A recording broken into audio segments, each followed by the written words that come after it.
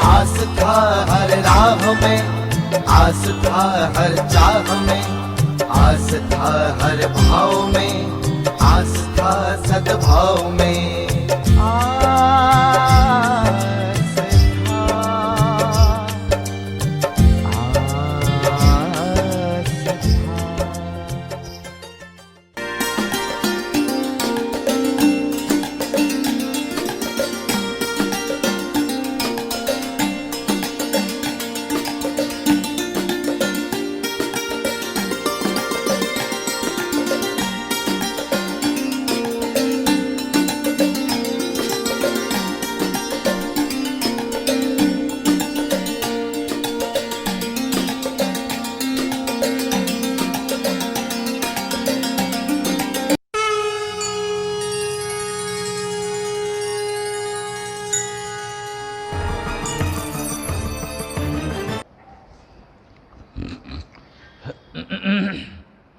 नारायणं नमस्कृत्य नरं चैव नरोत्तमं देवीं सरस्वतीं व्यासं ततो जयमुदीरयेत्। चन्द्रशेखर चन्द्रशेखर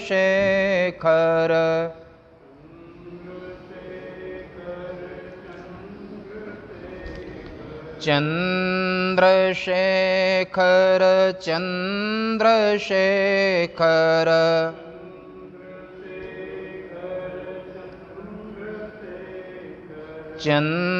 चन्द्रशेखर रक्ष माम्। चन्द्रशेखर पाहि माम्। चन्द्रशेखर चन्द्रशेखर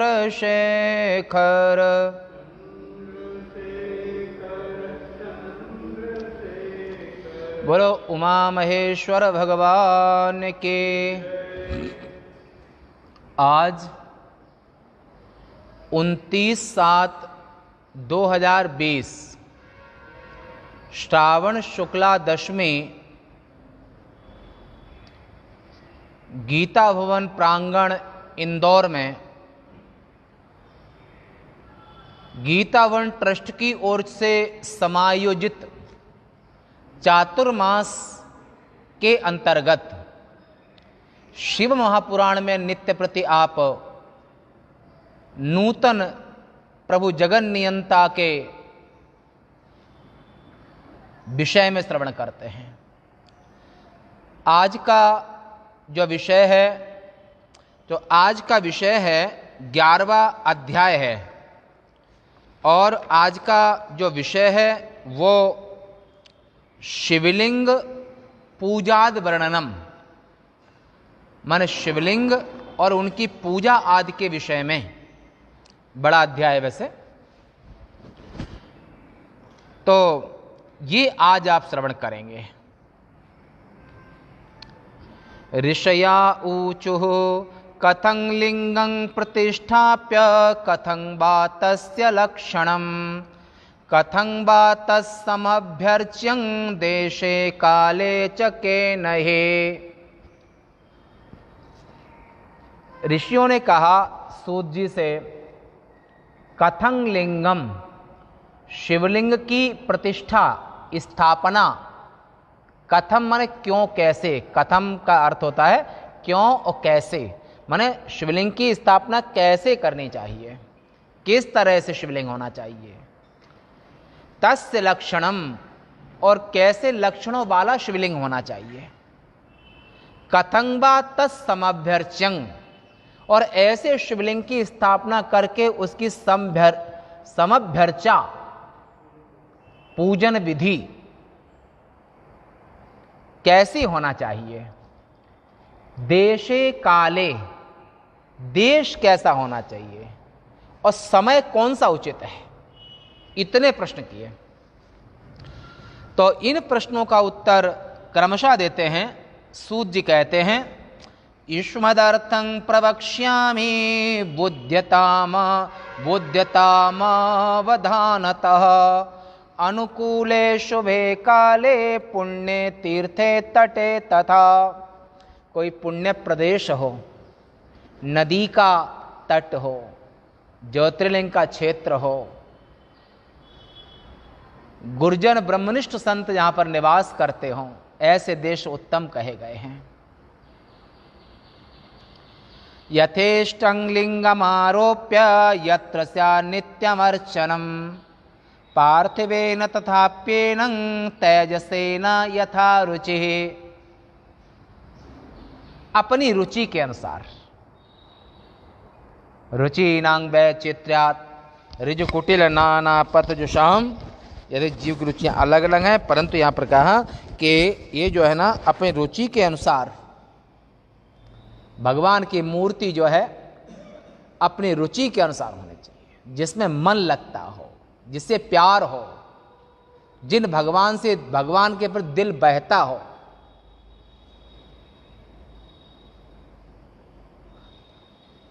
यथा रुचि यथेष्टम लिंगमारोप्य, अपने इच्छा के अनुसार यथेष्ट, पर यह ध्यान रख के नित्यमर्चनम, जिस शिवलिंग को आप रखते हैं, स्थापना करते हैं, तो उसकी नित्य प्रति डेली अर्चा होनी चाहिए, पूजन होना चाहिए।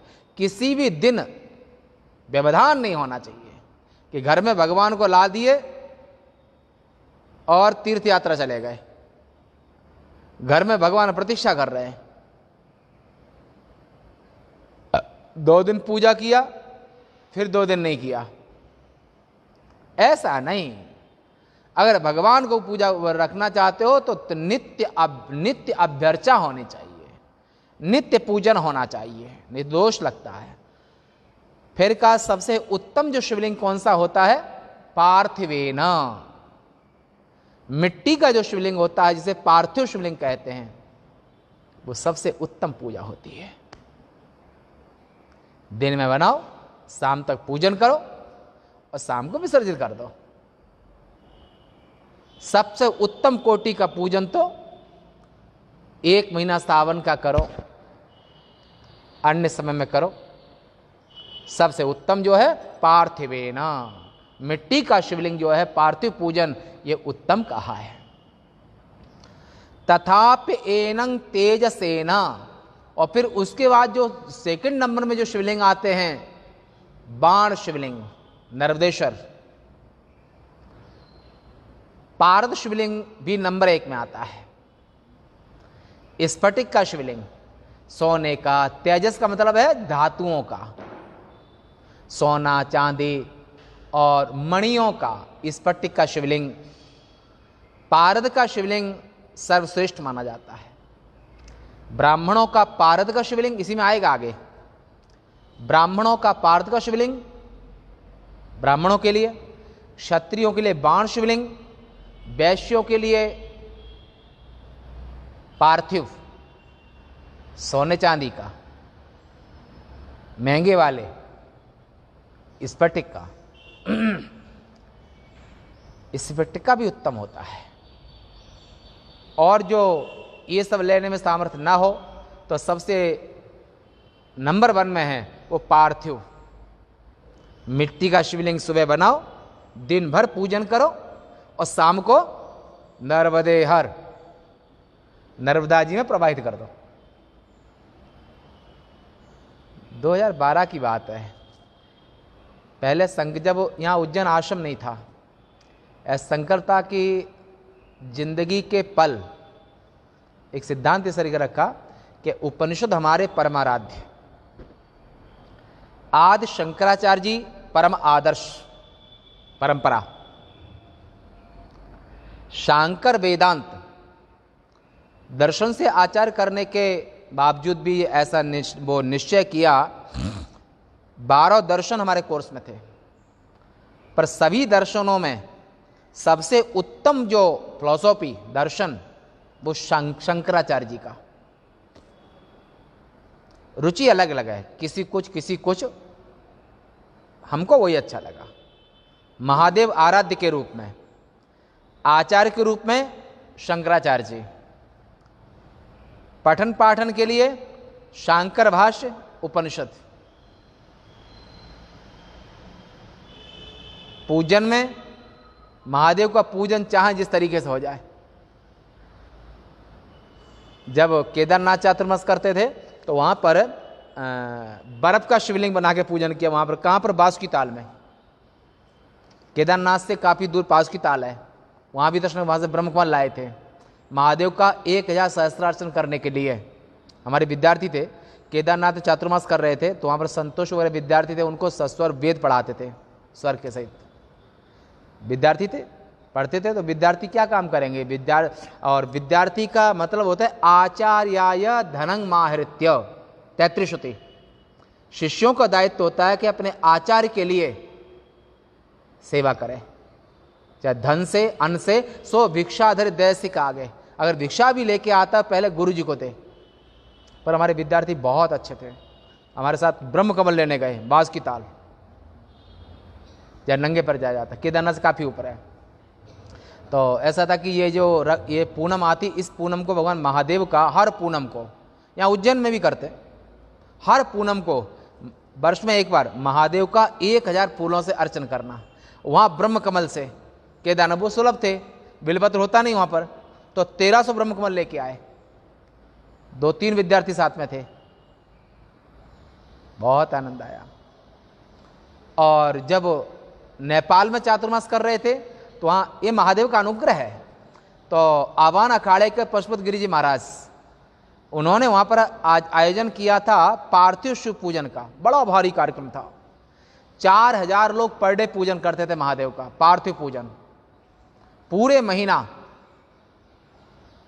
1.25 करोड़ शिवलिंग, संभवतः 1.25 करोड़, हाँ 1.25 करोड़ शायद होगा, पूरे महीना, पूरे दिन।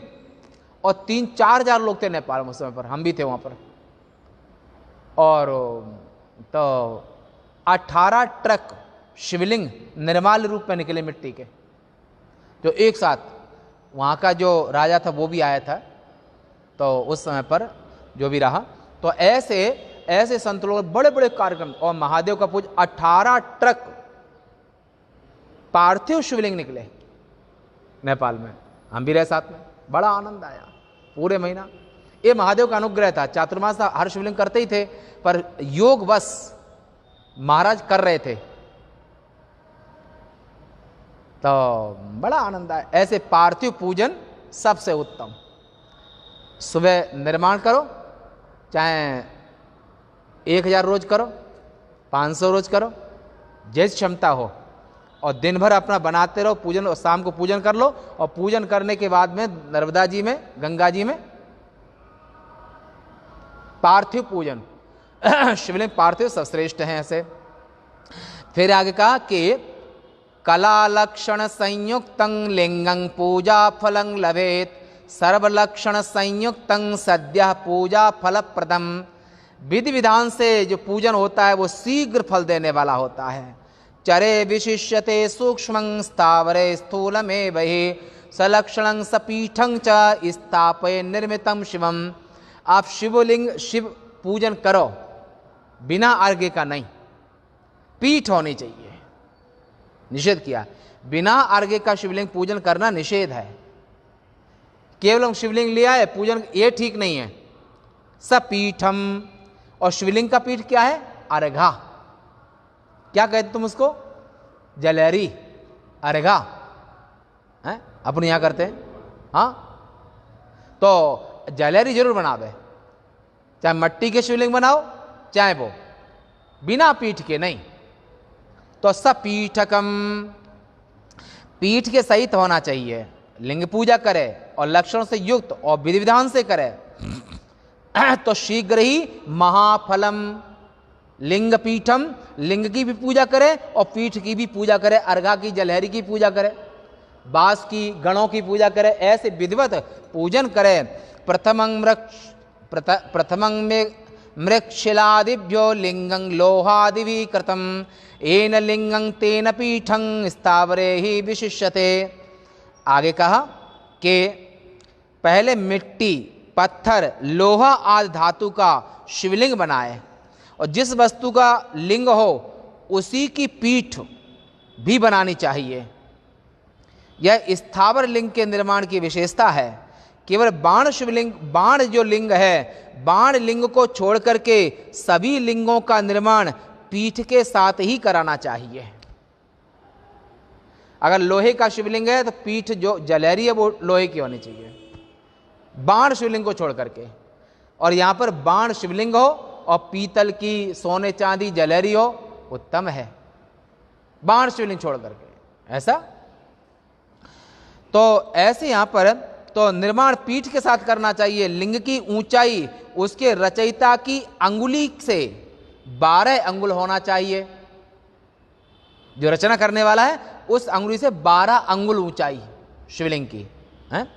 12 अंगुल होना उत्तम कहा गया है। 12 अंगुल का जो शिवलिंग होता है वो श्रेष्ठ कहा गया है, उत्तम कहा गया है।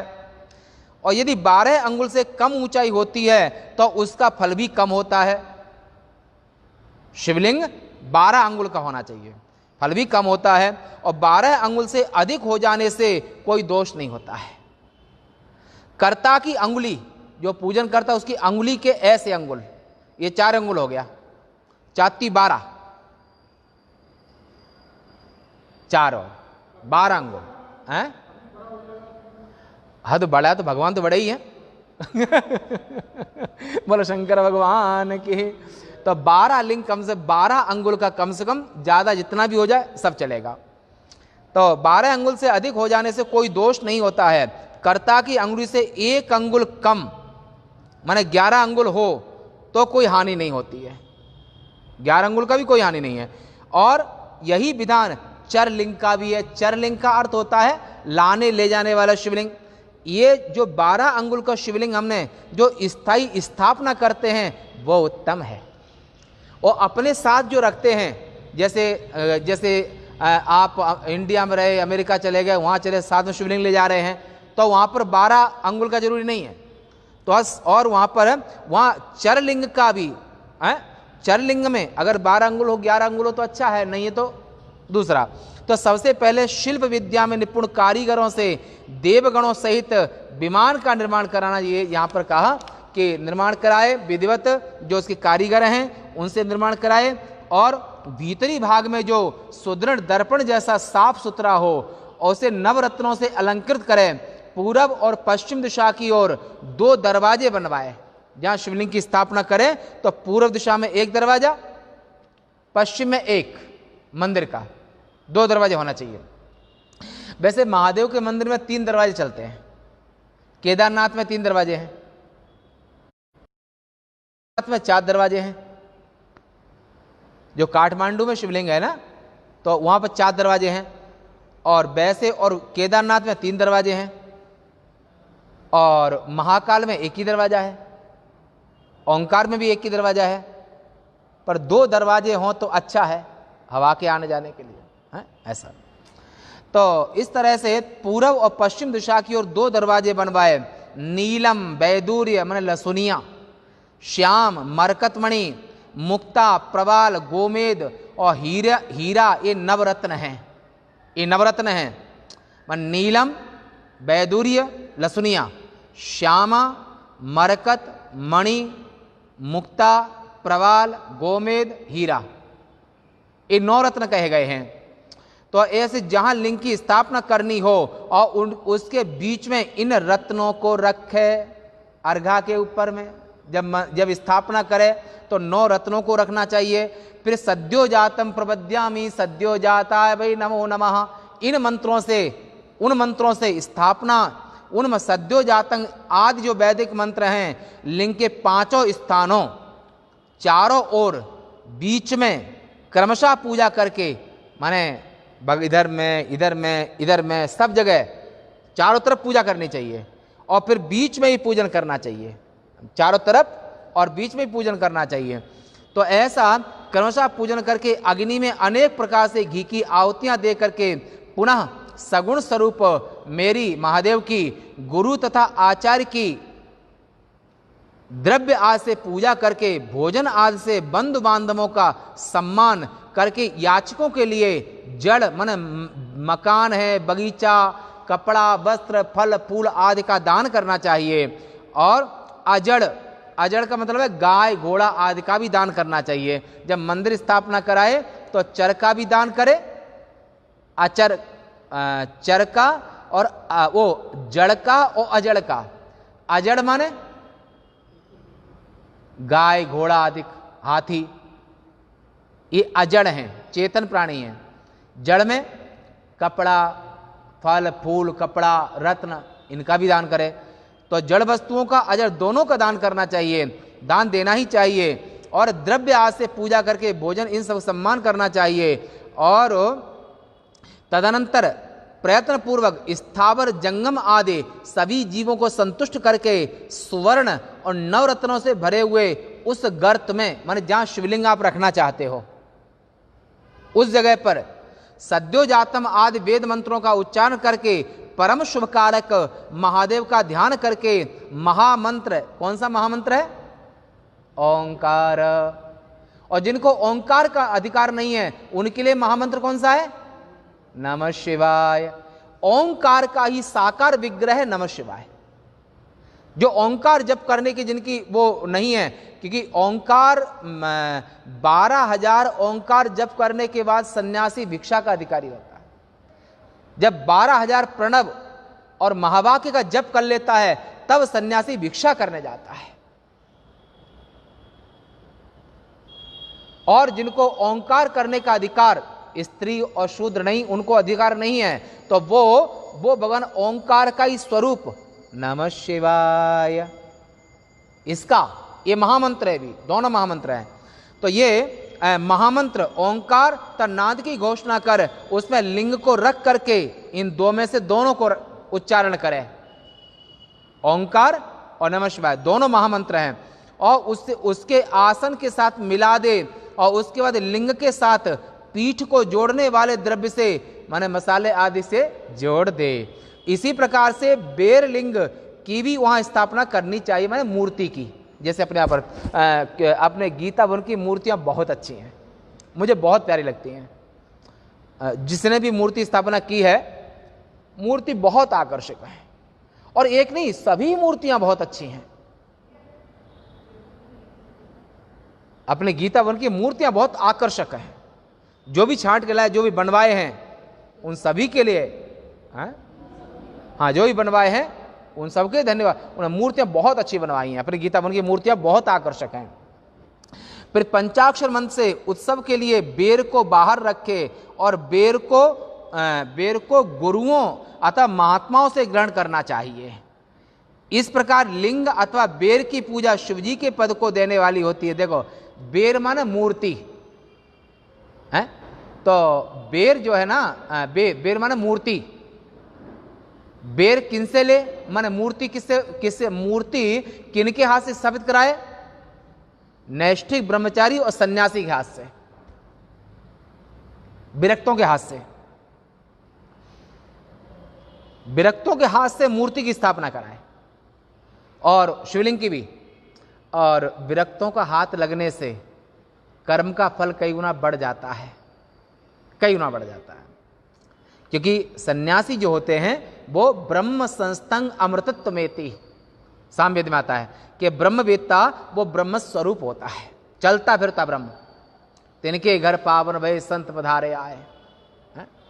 फिर भी स्थावर एवं जंगम भेद से ये दो प्रकार के कहे गए हैं। माने स्थावर माने जो चल फिर नहीं सकते हैं, जंगम माने हमारे तुम्हारे शरीर, गाय भैंस घोड़े जो चल फिर सकते हैं उनको जंगम, और जो पहाड़ आदि के हैं वो स्थावर हैं।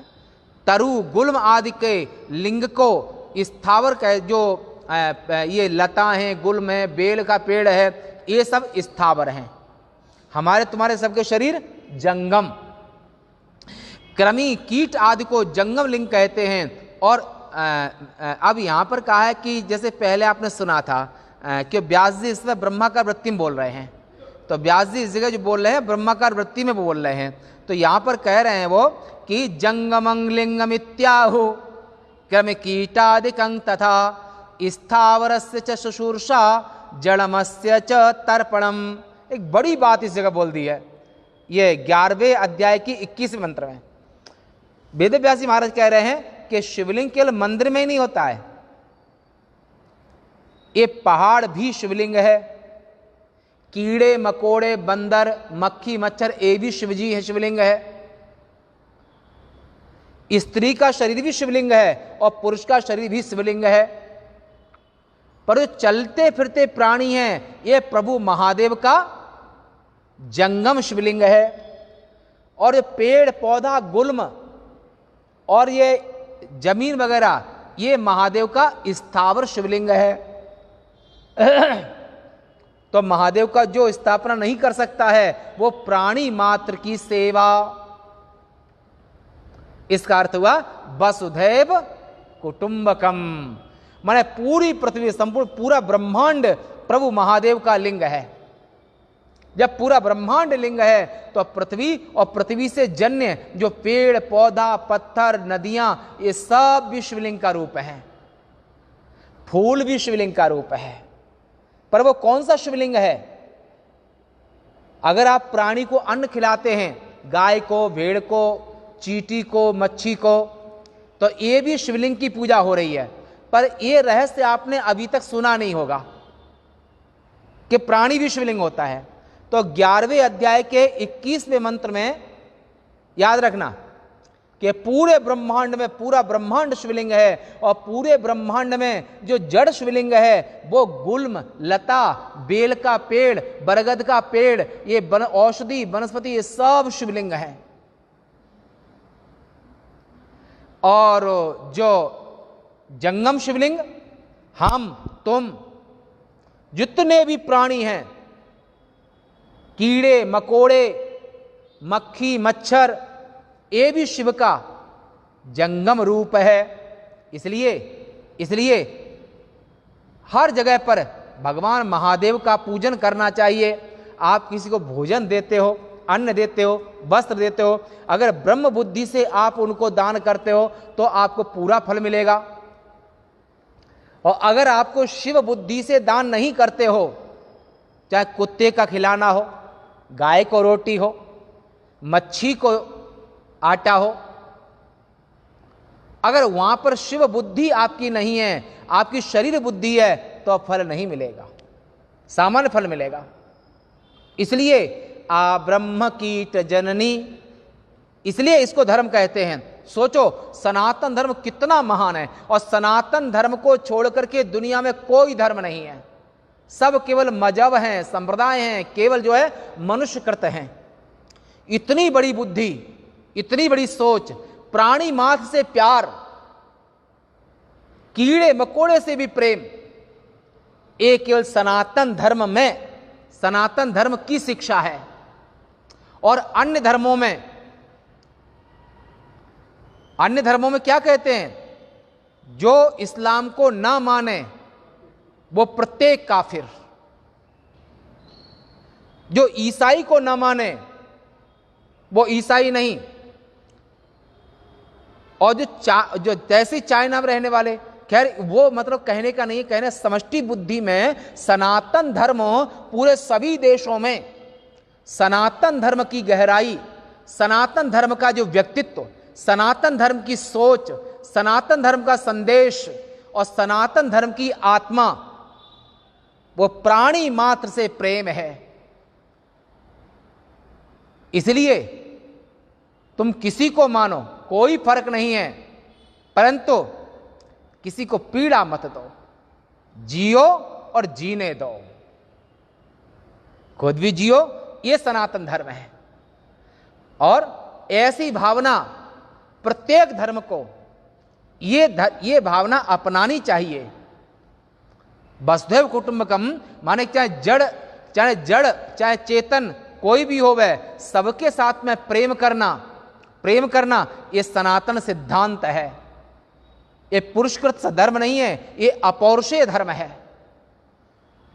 स्थावर की सेवा, पानी से सींचना, पेड़ पौधे लता वनस्पति, ये शिवाराधना है, ये स्थावर की सेवा है, स्थावर का लिंग पूजन है, स्थावर की ये भी पूजा है। पानी से सींचना आदि और उनका तर्पण, अन्न आदि से तृप्त करना और तरु गुल्म आदि के लिंग को स्थावर कहते हैं और कृमि कीट आदि को जंगम लिंग कहते हैं। और ऐसे उस सुख की प्राप्ति इस शिव पूजा से होती है और ऐसा विद्वानों को समझना चाहिए। सभी पीठ प्रकृतिमय होते हैं, सभी लिंग ज्ञान स्वरूप होते हैं। शरीर सभी लिंग माने, पुनः समझो, लिंग माने लता गुल्म, ये भी लिंग है, माने प्रभु का चिन्ह। लिंग माने चिन्ह, पर ये कौन सा शिवलिंग है? ये स्थावर शिवलिंग है। और जंगम शिवलिंग, और जंगम कौन सा है? कीड़े मकोड़े, मक्खी मच्छर, मनुष्य, जितने प्राण संचरण जिसमें हो रहा है, चेतन है, वो चेतन महादेव का जंगम शिवलिंग है। इस जड़ और जड़ शिवलिंग की पूजा कैसे करोगे? पानी सींच करके, खाद दे करके, पेड़ पौधों को बड़ा करो, नए नए वृक्ष लगाओ, ये महादेव की पूजा है। और प्राणियों को अन्न रस और प्रेम दे करके, ये भी शिव पूजा है। तो ऐसे उसी प्रकार यह लिंग सदैव पीठ को धारण किए रहता है। इस प्रकार लिंग की विधिवत स्थापना करके निषेध विविध प्रकार के उपचारों से उसकी यथाशक्ति नित्य पूजा करे और उसके ऊपर ध्वजा, मंदिर का शिखर बनाए, ऊपर में ध्वजा जरूर चढ़ावे। और ये आप पद्म पुराण के कार्तिक महात्म में, पद्म पुराण सुना नहीं होगा आपने, बहुत बढ़िया पुराण है। इस शरीर ने पद्म पुराण की कथा 2002 में की थी, पंजाब संगरूर पटियाला उधर में। और वहां पर पद्म पुराण के कार्तिक महात्म में जो ध्वजा चढ़ाता है मंदिर में, उसका यश धूमिल नहीं होता है, परिवार में यश बना रहता है, पुत्र पुत्र पुत्रियां तेजस्वी होते हैं। संत के आश्रम में ध्वजा लगाना, मंदिर के ऊपर शिखर पे ध्वजा लगाना, जैसे मंदिर हनुमान जी का शिखर है, यहां शिखर है, महीने में एक बार तो लगाया करो, पुण्य का। कभी लगाते हो नहीं लगाते तुम लोग? हे भगवान, पर हम तो हर वर्ष लगाते हैं। परंतु आप वो सत्संग सुनते 50 वर्ष हो गया, कितनी कथाएं सुनी आपने। इससे तुम्हारे परिवार का यश धूमिल नहीं होगा, संतान तेजस्वी होगी। जो मंदिर में शिखर पर जो ध्वजा चढ़ाते हैं, तो यहां पूजन भगवान महादेव का पूजन केवल शिवलिंग ही नहीं है, महादेव का पूजन, ये औषधि वनस्पति का पूजन, जो पानी सेचन करना, पौधे लगाना, ये भी महादेव का स्थावर शिव पूजा है। और चलते फिरते प्राणियों की सेवा करना, कुत्ते की, गधे की, गाय की, घोड़े की, मनुष्य की, और जो भूखे को भोजन, प्यासे को पानी, ये जंगम शिवलिंग पूजा है। घर बैठे भी कर सकते हैं। इतना बड़ा विज्ञान किस धर्म में मिलेगा आपको? और जो ध्वजा जरूर चढ़ावे हैं, तो ध्वजा जो मंदिर पे या संत के आश्रम, देखो मंदिर के देवता मूर्ति शिवलिंग और आश्रम के देवता संत। मंदिर में देवता मूर्ति देवता है और आश्रम के देवता संत होते हैं, वेद पाठी ब्राह्मण बालक होते हैं। यह प्रसंग आपको पद्म पुराण के कार्तिक महात्म में सुनने को मिलेगा वहां पर, कि ध्वजा पूजन का क्या महत्व होता है। दीपदान, आप अगर घी का दीपक मंदिर में दान करते हो, नदी में दान करते हो, संतों की गुरुजनों की, संतों की आरती घी के दीपक से करते हो, भगवान की आरती करते हो और अपने मां बाप की आरती करते हो और ईश्वर बुद्धि से, ध्यान रखना, तो घी का दीपक दान करने से इसको सुंदर काया मिलती है। और अगर तेल का दीपक दान किया है तो शरीर तो मिलेगा, धन धान्य भी होगा, पर काला बदन मिलेगा, काला शरीर मिलेगा, सांवला मिलेगा, गौर वर्ण नहीं मिलेगा। तो घी का दीप दान करने से स्वर्णाभा, शब्द है स्वर्णाभा, माने कनक कनक कनक कांति। अगले जन्म में जब ये कर्म फल देगा, तो उसमें घी के दीपक दान करने का जो फल है, वो फल है सुंदर काया। गौरी काया अच्छी नहीं होती है, काया सबसे अच्छी काया होती है स्वर्णाभा। पद्म पुराण में कहते हैं कि जो सबसे ज्यादा जो स्त्रियां सौभाग्यशाली होती हैं वो कौन सी होती हैं? जिनकी कांति सोने के समान हो, सोने के समान। हेमवती उमाम, केनोपनिषद। ऐसे पुरुषों में हेम माने सोना, हेमवती उमाम, सोने का कलर अगर किसी स्त्री पुरुष का है उसे कभी भिखारी नहीं बनना पड़ेगा। ये ध्यान रख लेना। इसने पूर्व जन्म में दीपदान भी किया है, अन्नदान भी किया है। अन्नदान से काया स्वस्थ मिलती है, दीपदान से सुंदर मिलती है, और सबसे सुंदर काया होती है वो स्वर्णाभा। हेमवती उमाम माने सोने की तरह। ये जो विदेशियों का है, विदेशियों कोई सुंदर काया नहीं है, वो तो ऐसी काया है जैसे कि भारत देश में लोगों को सफेद कोढ़ हो जाता है। शास्त्रों में सौंदर्य नहीं कहा है वो। शास्त्रों में सौंदर्य क्या है? वहां पर भी सौंदर्य वो है, सौंदर्य के स्वर्णाभा। कंचन जैसी काया, हिंदी में शब्द है कंचन जैसी काया। कंचन सोना। तो सोने की तरह जो वो कब मिलेगी? जब आप ध्वजा का मंदिर में उससे यश कीर्ति बनी रहती है, और दीपदान से सुंदर काया मिलती है, अन्नदान से स्वस्थ काया मिलती है। ये आपको पद्म पुराण के कार्तिक महात्म में वहां मिलेगा प्रसंग, यहां नहीं है। तो ये प्रसंग बस, क्योंकि हमारी निष्ठा यह है कि हम ब्रह्मांड पुराण की भी कथा कर चुके हैं, ब्रह्मांड पुराण की, भागवत पुराण की, पद्म पुराण की। जो लोग नहीं करते हैं उन सभी कथाओं को और वेदव्यास की कृति को समाज में लाना अपूर्व ज्ञान है। तो ऐसे आपने एक समझा कि शिवलिंग का पूजन केवल मंदिर में नहीं होता है, तो शिवलिंग का पूजन कहां कहां होता है? स्थावर जंगमं चैव। महादेव का जो शिवलिंग है वो स्थावर माने हिमालय आदि पहाड़, पेड़ पौधे, ये महादेव का स्थावर लिंग है। जंगम जो श्वास लेता है, श्वास तो वो भी लेते हैं जो मनुष्य है, और जितनी योनियां हैं, माने गधा, घोड़ा, खच्चर, बंदर, जितनी भी योनियां हैं जो श्वास ले रही हैं, ये महादेव का स्थावर लिंग है। अगर इनकी और पुनः जंगम लिंग और स्थावर लिंग की पूजा आप कैसे करोगे? जल दे करके। और जंगम शिवलिंग की पूजा कैसे करोगे? बताओ, जंगम शिवलिंग की पूजा कैसे करोगे?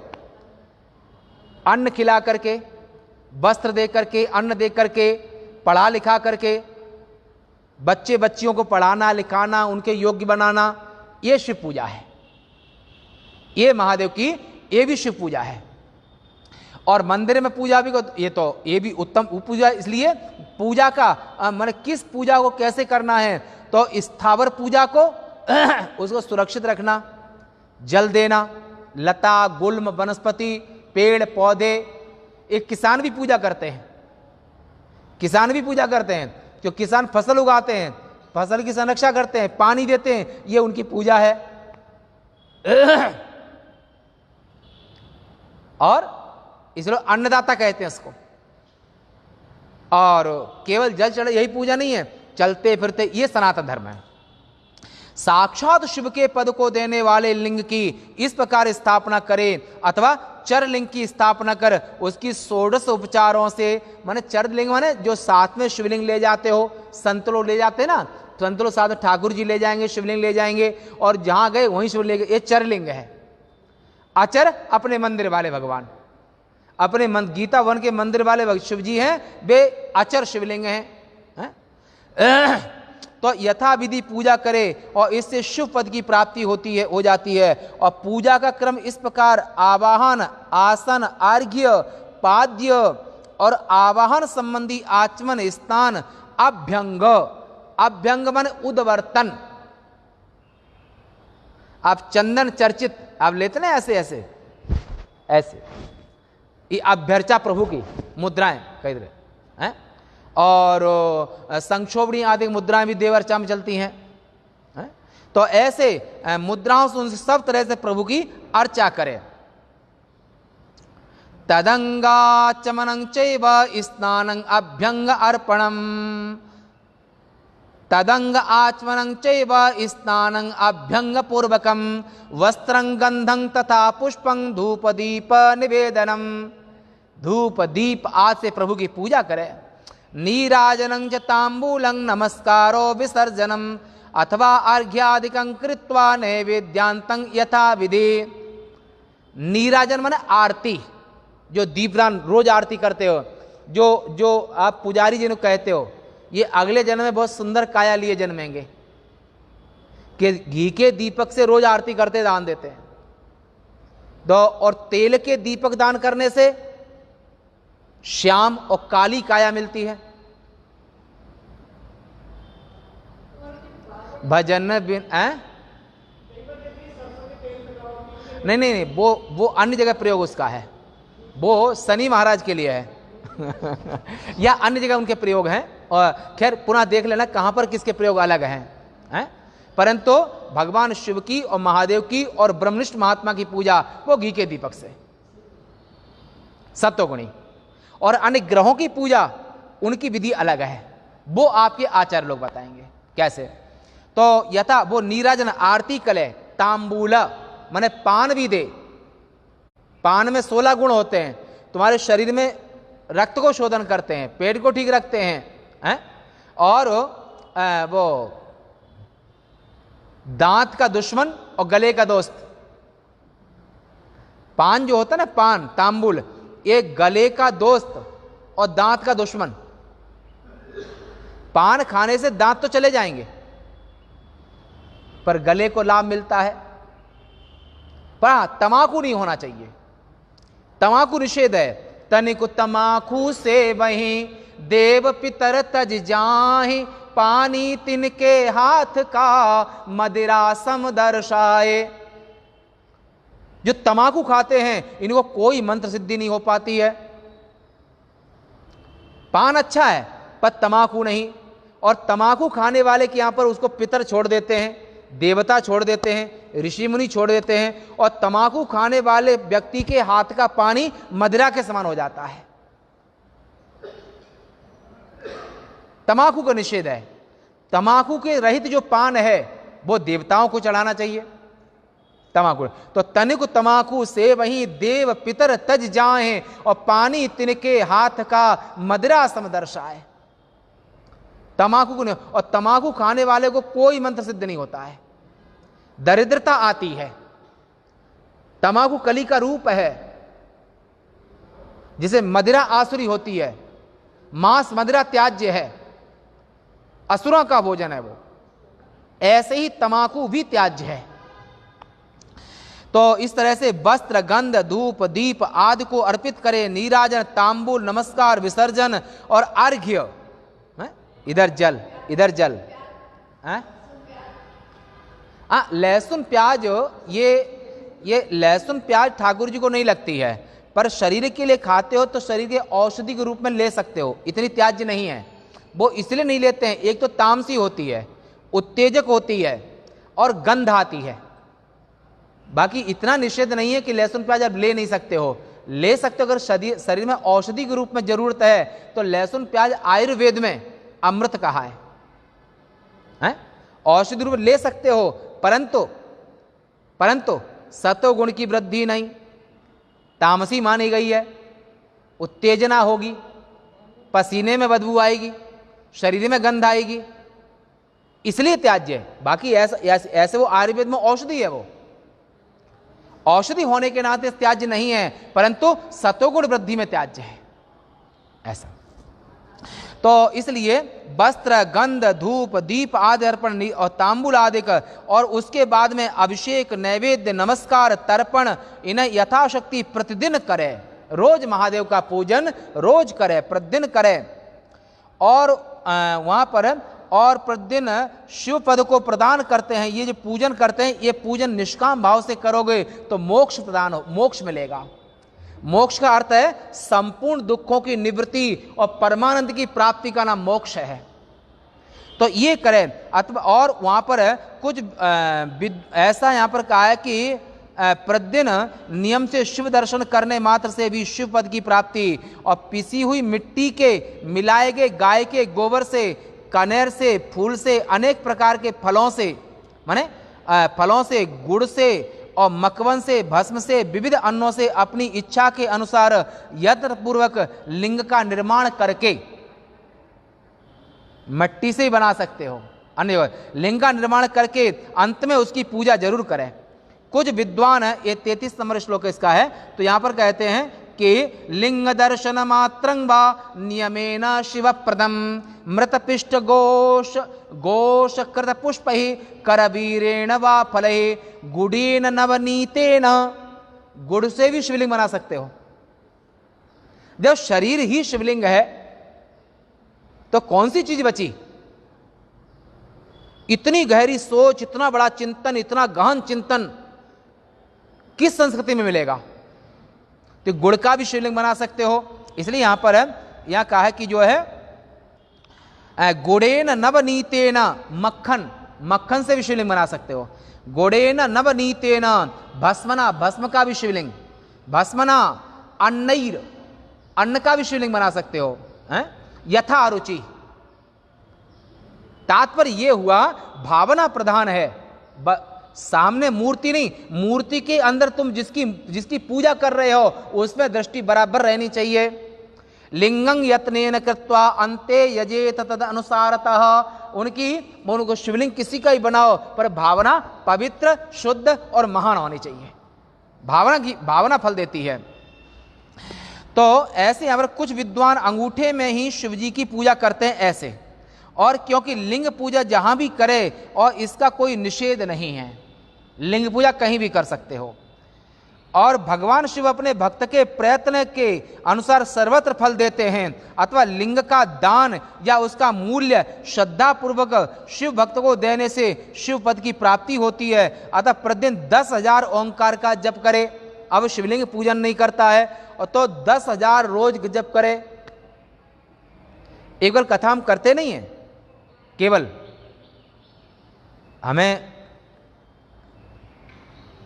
लगभग 31 वर्ष तो हो ही रहा है, डेली 101 माला जप करने के बाद भोजन होता है, 12 महीने वर्षों से।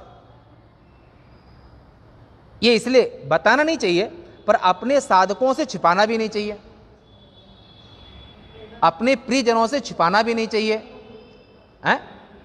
आज तुम्हारे यहां पर हम भिक्षा जब ही करते हैं, यहां पर भिक्षा का जब भोजन का होता है भले वो तो 10 सुबह 4 बजे से लेकर के 101 माला यानी कि 10,000 जप रोज होता है, महाषोडशी है, तो 16 अक्षर वाला मंत्र, उसके बाद में फिर भोजन होगा।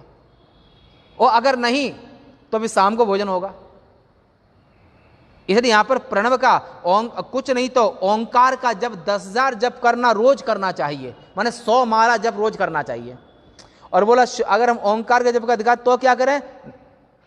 पंचाक्षरी मंत्र का करो, गुरु मंत्र का करो, पर 100 माला भगवान का नाम जप हर व्यक्ति को रोज करना चाहिए, सूर्योदय से सूर्यास्त तक, ये विधि है।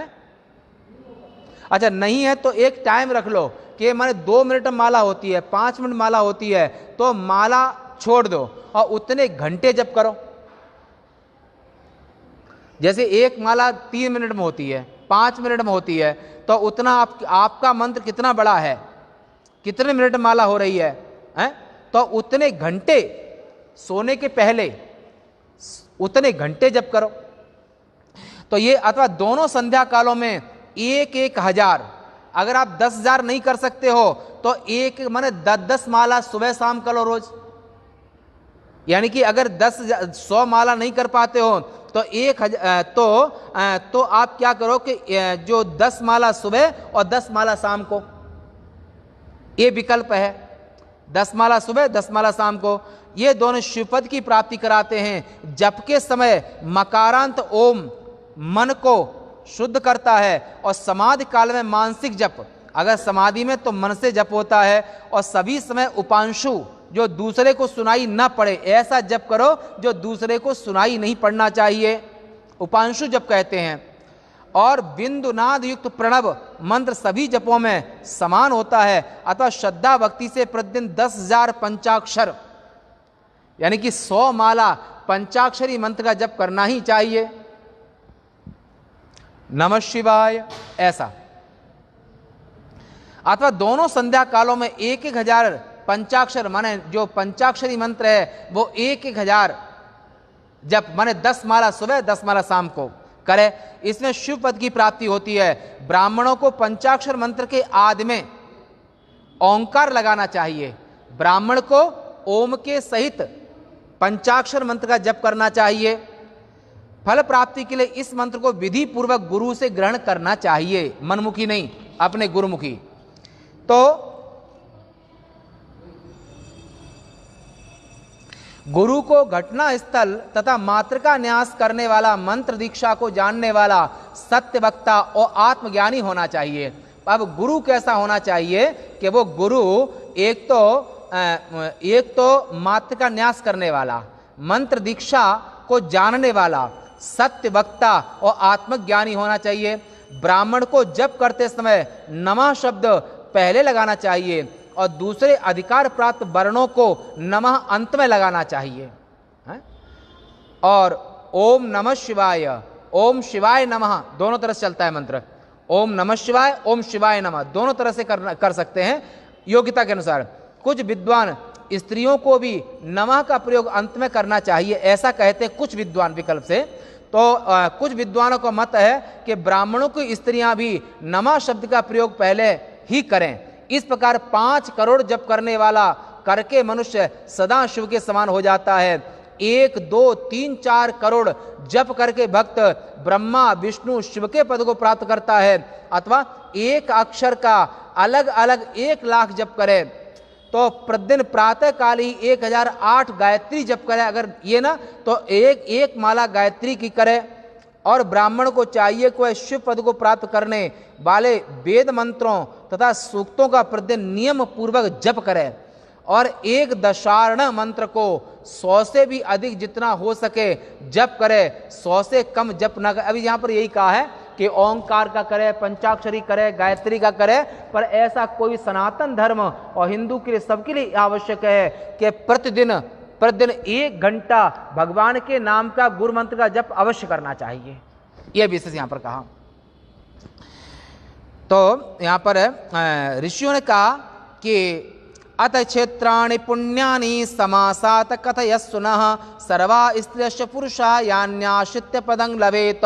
फिर ऐसे कहा कि अधिकारी भेद से उपासना करता हुआ सदाचारी तथा पाप भीरु पुरुष जैसा कहा गया है उसी प्रकार से फल को प्राप्त कर लेता है। और ऋषियों ने कहा, हे सूत जी, अब आप हमसे भूलोक के पुण्य लोकों का वर्णन कीजिए जिनका आश्रय लेकर सभी स्त्री और पुरुष शिव पद को प्राप्त करें। और ऐसा उन्होंने कहा यहाँ पर कौन कौन से पुण्य क्षेत्र हैं उनके विषय में हम सुनना चाहते हैं। और यहाँ पर बड़ा अध्याय है, टाइम बहुत कम है, पूरा नहीं एक अध्याय एक पूरा हो गया लगभग। तो यहाँ पर विधि से यह कहा कि मध्याह्न का जप का महत्व है, सुबह का, शाम का, मध्याह्न का, ये सब विधियाँ हैं। और विशेष आप अकेले पूछ सकते हैं हमसे ना। तो ये यहाँ पर 11वें अध्याय का वर्णन सुना आपने, अब कल 12वें अध्याय का। ऐसा संकल्प है कि एक अध्याय बड़ा हो या छोटा हो, एक दिन में एक अध्याय का प्रसंग पूरा करना है, परंतु विषय बहुत है, समय बहुत कम है, इसलिए आज ये अध्याय यहाँ पूरा होता है। और हमारे शिव महापुराण के लाइव में आए हुए सभी के लिए ओम नमो नारायणाय। पूर्णमदः पूर्णमिदं पूर्णात् पूर्णमुदच्यते पूर्णस्य पूर्णमादाय पूर्णमेवावशिष्यते। ओम शांति शांति शांति। शंकरं शंकराचार्यं केशवं बादरायणं सूत्रभाष्य कृतौ वंदे भगवन्तौ पुनः पुनः। ईश्वरो गुरुरात्मेति मूर्तिभेद विभागिने व्योमवद्व्याप्तदेहाय दक्षिणामूर्तये नमः। ओम शांति शांति शांति। सत्य सनातन धर्म के सद्गुरुदेव भगवान के श्री शंकराचार्य भगवान के। नमः पार्वती पतये। हर हर महादेव।